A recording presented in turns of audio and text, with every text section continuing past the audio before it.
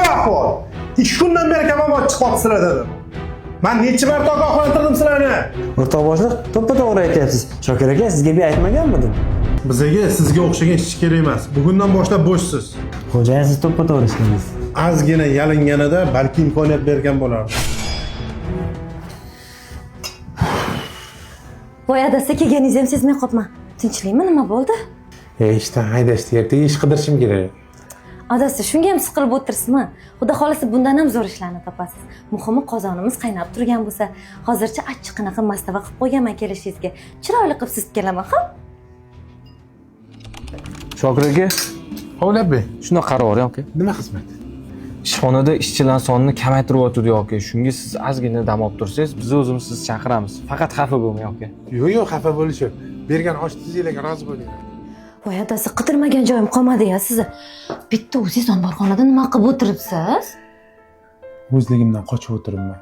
Men omadsizman-da shunaqa. Yana ishdan bo'shatishdi. Yo'q adasi, siz omadli insonsiz. Aksincha men bebaraka xotin bo'ldim sizga. Meni kechiring adasi. Agar yana imkon berilganda meni tanlamasdingiz-a? Voy, nima deganing? Jinni bo'ldingmi sen? Yana imkoniyat berilganda, o'lib tirilib yana uylanishim kerak bo'lganda yana sen tanlagan bo'lardim. Nimaga? Nimaga meni tanlagan bo'lardingiz yana? Borimda ham, yo'g'imda ham ko'nib eshitadigan bunaqa xotinni qayerdan topardim? Rahmat adasi, yaxshi ham siz borsiz. Menga yo'qchiligingiz emas, o'zingiz borligingiz o'zi bir baxt adasi.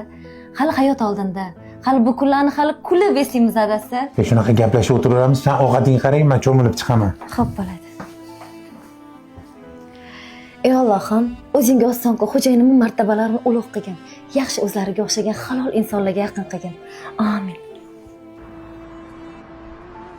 Sizlarni chaqirishimdan maqsad Shokir aka, keling oldimga.